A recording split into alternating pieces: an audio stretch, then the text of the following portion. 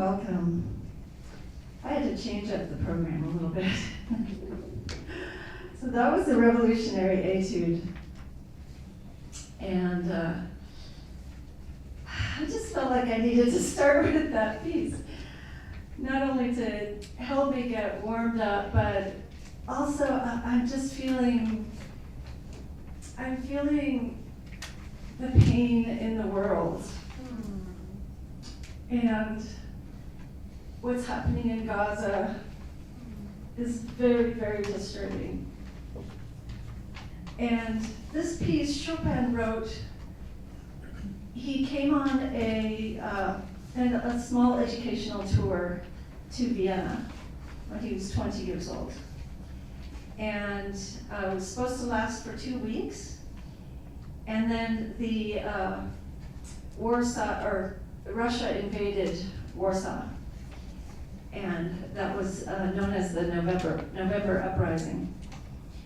And so when that happened is when he wrote this revolutionary etude while that invasion was happening. And he was envisioning that Poland would be victorious. So that's the ending of this piece is the victory and things calming down a little bit, and then yes, the cannons are exploding, and that's it, and we've won the war.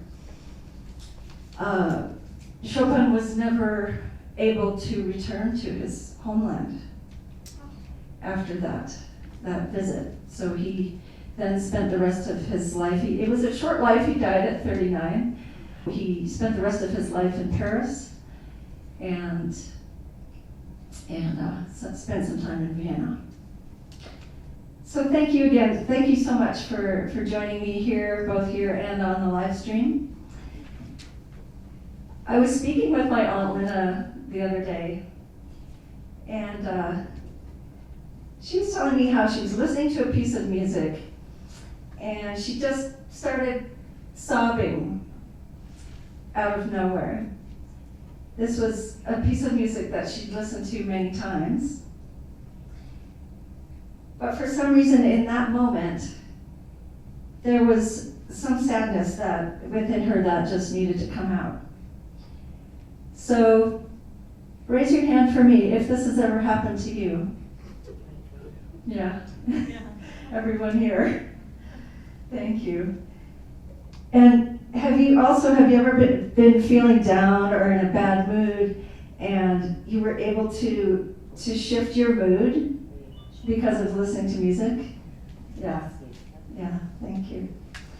So we all know this, inherently know the power of music, but we don't often acknowledge it. So my name is Heidi Alina. I'm an award-winning pianist and one of the top African drummers, female African drummers in the country.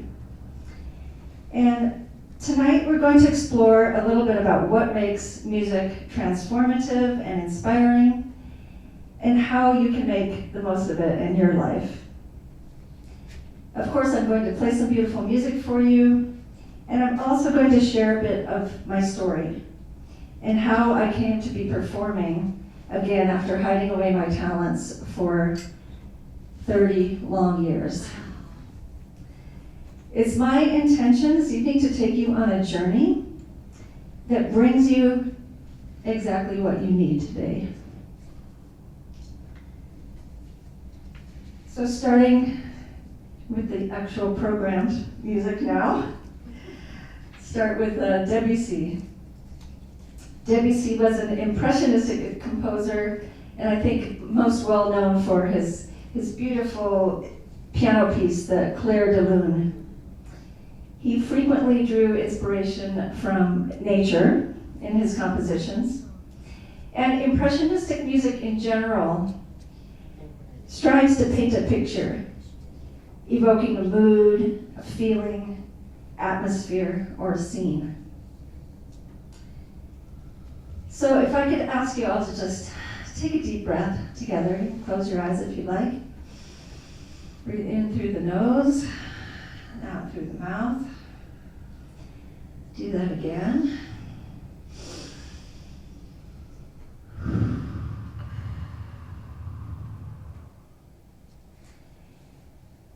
And just be open to where this music would like to take you.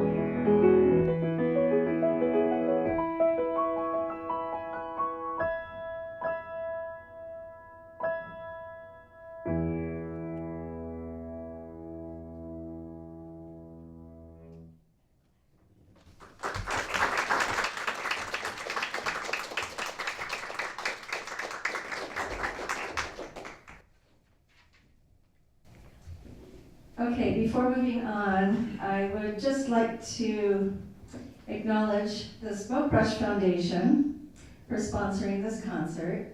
And so can we give their wonderful team of organizers who helped put this event together a great big round of applause.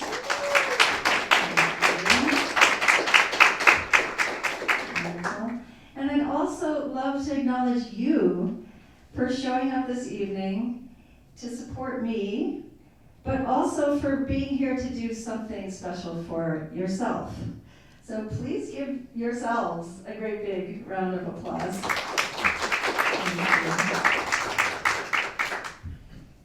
So I'd like to share another story with you. When my twins were, what was it, Kira? Maybe 4 years old.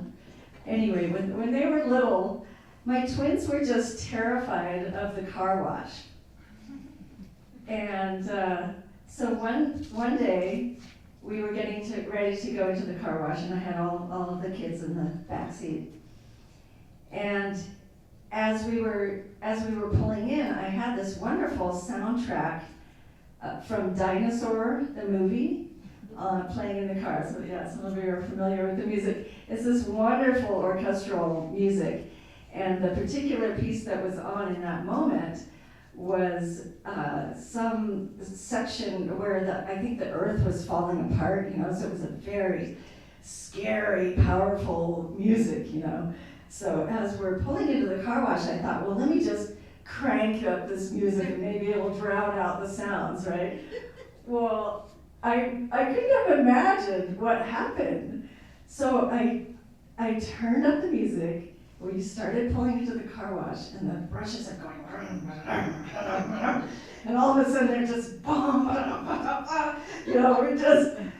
the music was illustrating the car wash, and they just started laughing and just having the best time.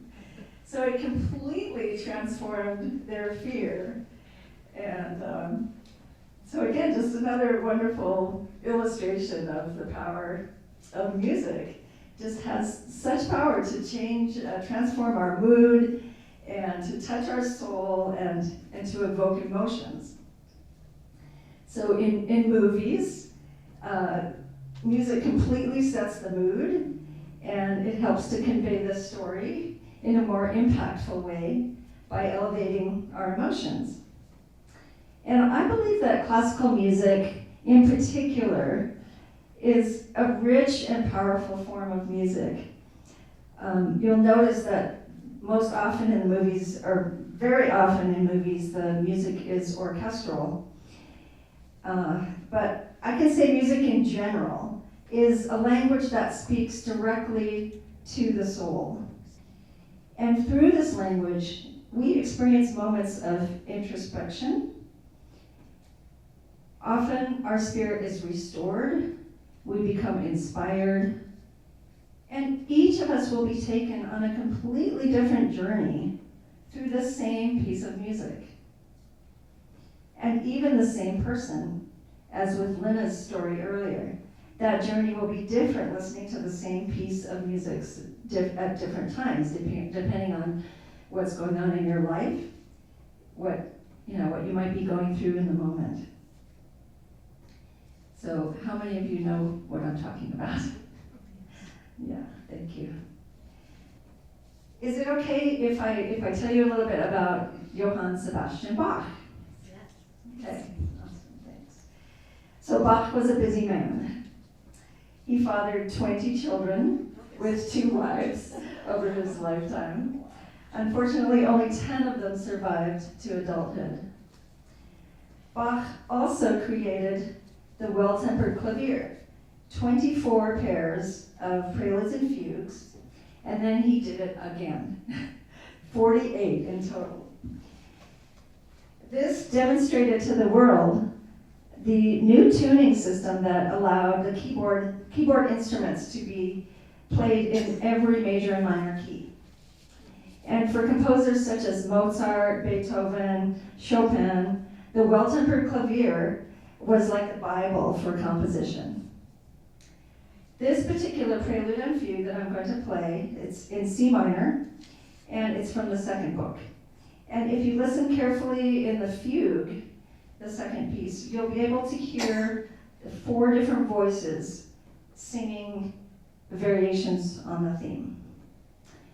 Richter Noren, a violinist who teaches at the Boston Conservatory of Music and MIT, he wrote an article for Psychology Today called "Listen to Bach, Listen to Life." The music of J.S. Bach has the power to lift us out of our troubled times. In his article, he states, "I turn to Bach when I need to reconnect with the divine, reconnect with myself, and remember what keeps me on this planet." Chopin is quoted as saying, "Bach is like the astronomer who, with the help of ciphers, finds the most wonderful stars." So this is the Bach Prelude and Fugue in C minor.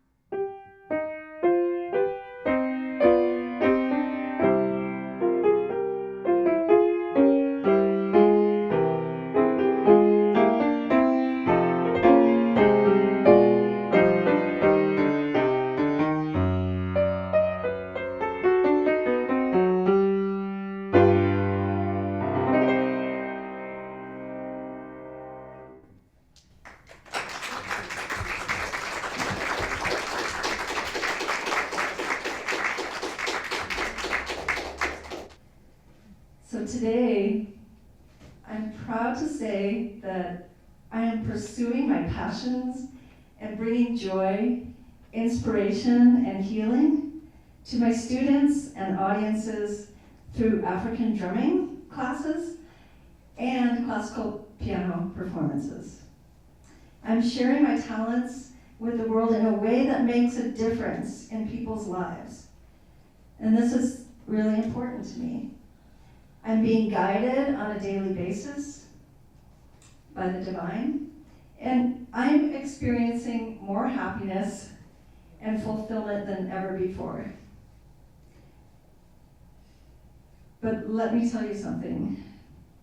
It wasn't always this way. For nearly 3 decades, I was in hiding, not knowing how to share my talents with the world and make a living at the same time. Some of my best friends didn't even know that I was an award-winning pianist. And I suffered from severe depression for 15 years as a single mom of 4 kids, sometimes missing important outings or birthday parties due to my depression, and I even contemplated suicide numerous times. And it wasn't until I went through a bit of a midlife crisis, and I realized that I was on the verge of never doing anything significant with this talent, with my gift, that my life truly started to change.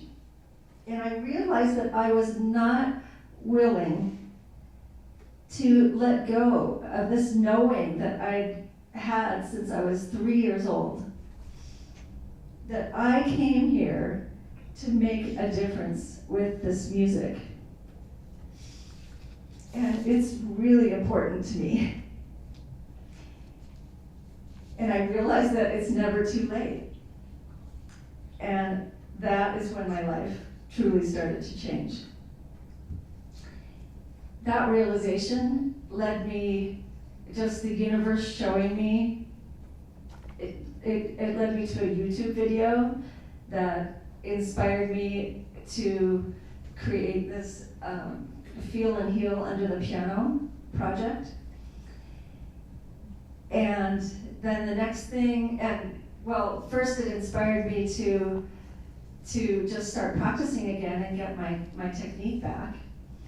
And then I was driving along one day, and I had this realization that this piano teacher that I studied with a couple of times, once when I was 12 and another time in college, and she just transformed my technique. She is such an amazing teacher, and I realized that she's just 2.5 hours away in Buena Vista.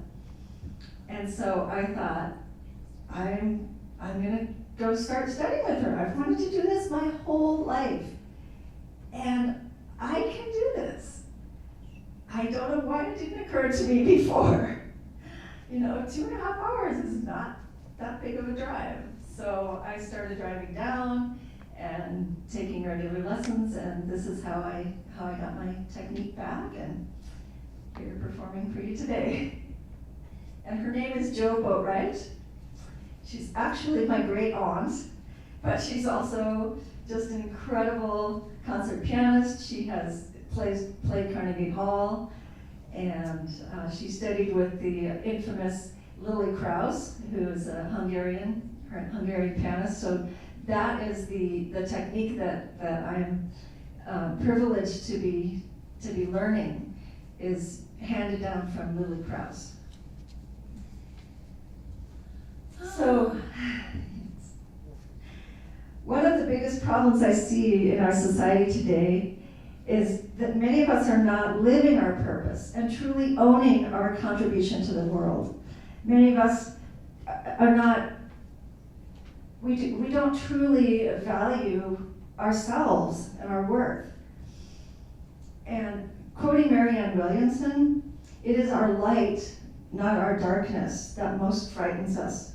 We ask ourselves, who am I to be brilliant, talented, fabulous. Actually, who are you not to be? Your playing small does not serve the world. Now, a little side note, I'm sure you recognize these words, and they're often attributed to Nelson Mandela, who used this poem in his inaugural address. But they were actually written, it's a poem written by Marianne Williamson. So composers such as Chopin, Debussy, Bach, and Beethoven certainly did not shy away from shining their light. And here we are, centuries later, still benefiting from their creations. Okay, so the next piece I'm going to play for you is the Chopin barcarolle. Does anyone know what a barcarolle is? Anybody? No? Do you know? No. Do you know? No? Okay, so a barcarolle is a Venetian boat ride. And it's traditionally a song sung by Venetian gondoliers. So, as I mentioned earlier, Chopin spent some time in Vienna. And Olga Sheps, she is one of my favorite pianists, concert pianists. And she says that this piece is likely a dream. Chopin was very ill when he wrote the piece. He suffered from tuberculosis for about 10 years before it took his life. So it is one of the last compositions that he created. So he was very ill when he composed it, and I'm just imagining that he was thinking back to those beautiful times in Vienna. So you'll hear in the introduction the kind of a push off of the boat, and that sets the boat afloat. And after that, I'll let the music take you where it will.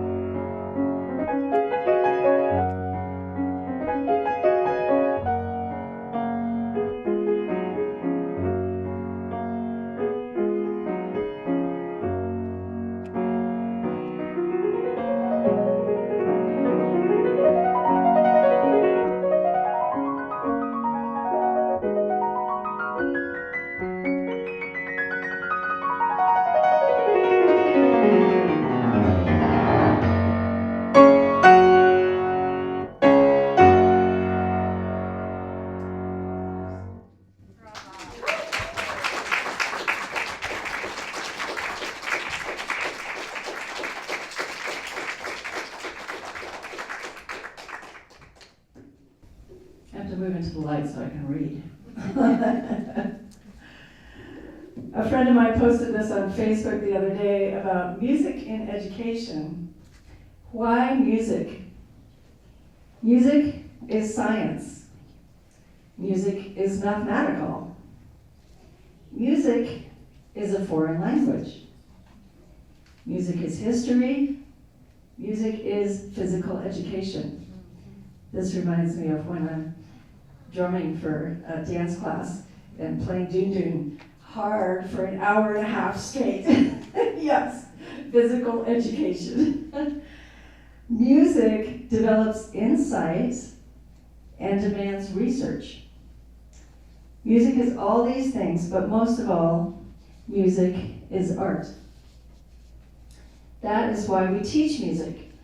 Not because we expect you to major in music, and not because we expect you to play or sing all your life, but so you will be human. So you will recognize beauty. So you will be closer to an infinite beyond this world. So you will have something to cling to.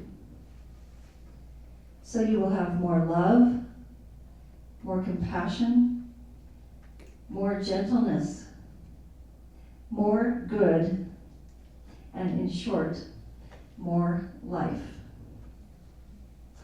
So we'll take a brief intermission. All right, is everybody back? Could we also just take a moment and give our wonderful videographer and live stream tech a great big round of applause? Yay, thank you. So welcome back. Can anyone tell me why was the fish such a good piano player? He knew his scales. Yeah. Because he knew his scales. Great. All right. Often with live music, it's the performer themselves that brings inspiration. That's one of the reasons a live performance is so special. You're not only experiencing the music, but you're getting a glimpse into the soul of another human, which for some reason is fascinating to us. Yes. I believe we find it inspirational to see another human shining their light so brightly. And again, quoting from Marianne Williamson, as we let our own light shine, we unconsciously give other people permission to do the same. So I'd like you to take a moment and bring to mind a performance or a performer who inspired you. So take a moment, just close your eyes.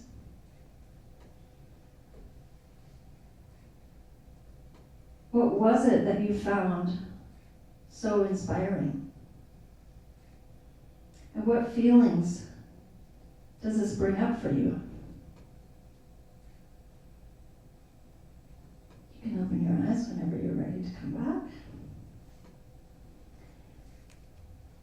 For me, I was recalling a time when I went to see a little known performer named Levi Platero.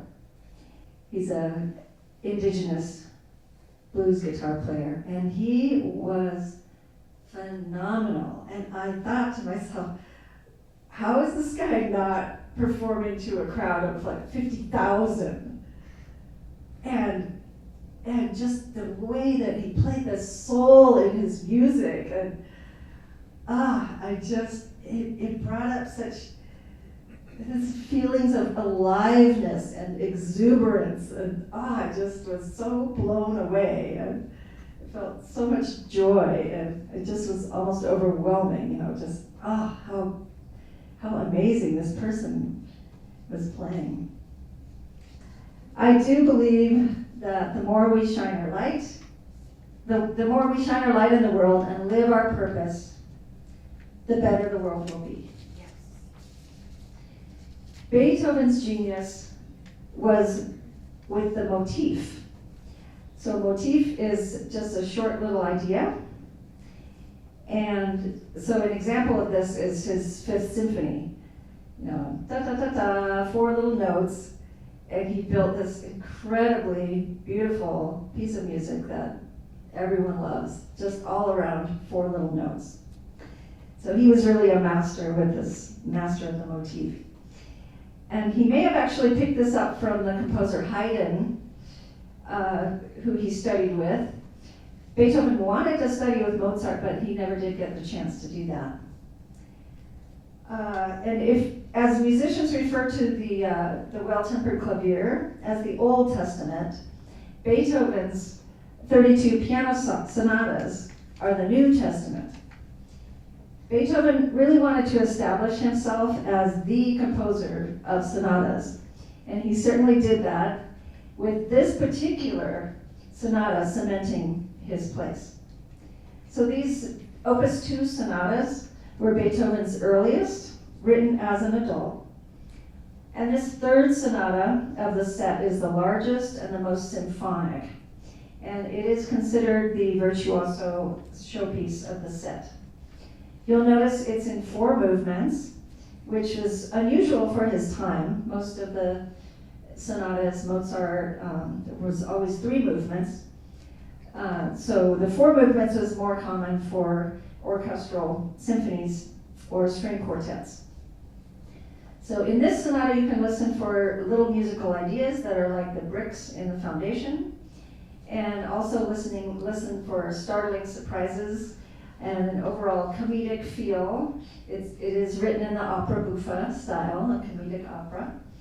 except for the second movement, which is more like a Baroque opera, which is really pleading voices. So this is Beethoven, Opus 2, number 3, C major.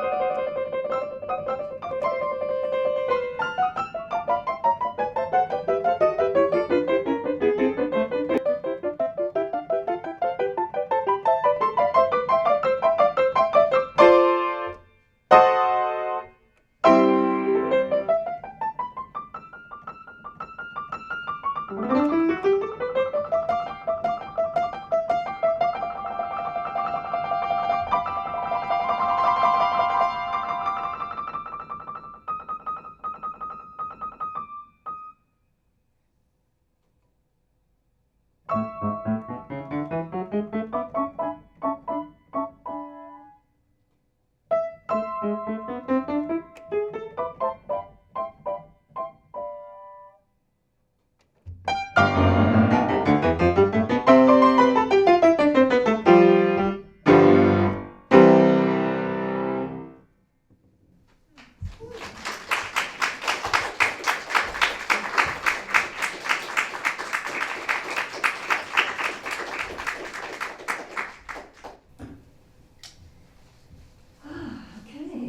Beethoven. It's quite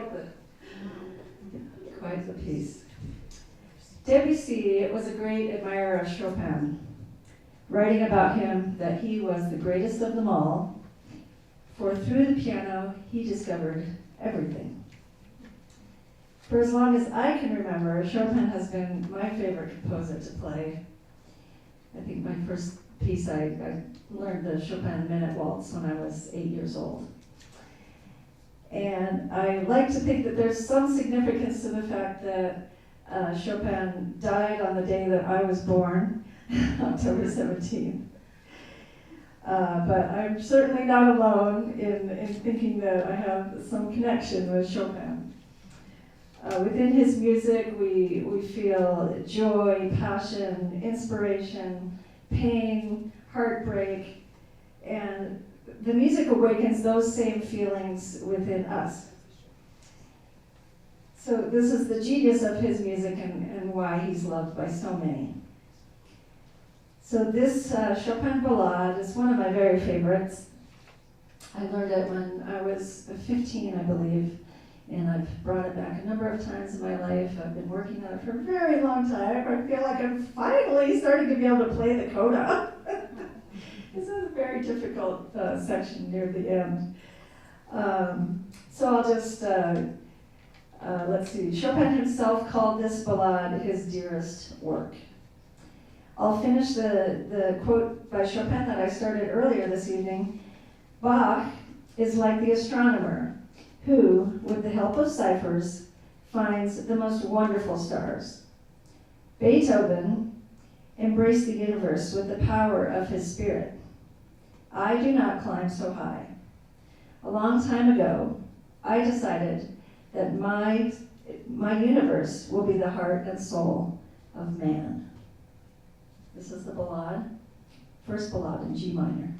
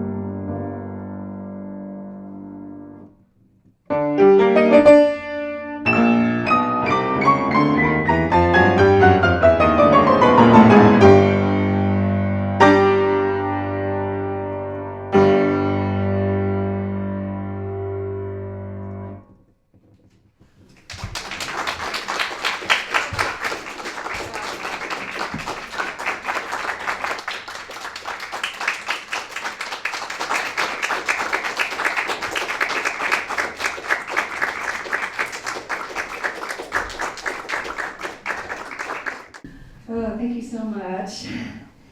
Thanks again to the Smoke Brush Foundation for sponsoring this concert, as well as my artist in residency, which has allowed me to spend a great deal of time practicing so that I can play this beautiful music for you. And thanks to all of you for your support. I really, really appreciate it. This is my passion. I have always had a very strong calling to bring this music to people. And the only way that I can do that is with your support. So I really, really do appreciate you on the live stream. Here in person is wonderful. Thank you so much. I do have testimonial forms out in the lobby. If you want to send me a testimonial live stream, I'm sure you can find my email. I would love that. That helps me out. And let's see, there's also donation information out there. There's also information on my drum classes. You can always get a hold of me if you have any questions. So the message I would love to leave you with today is that it's never too late to follow your soul's calling, follow your dreams and desires, and live your purpose. And let's all shine our light brightly in the world and live our lives with no regrets.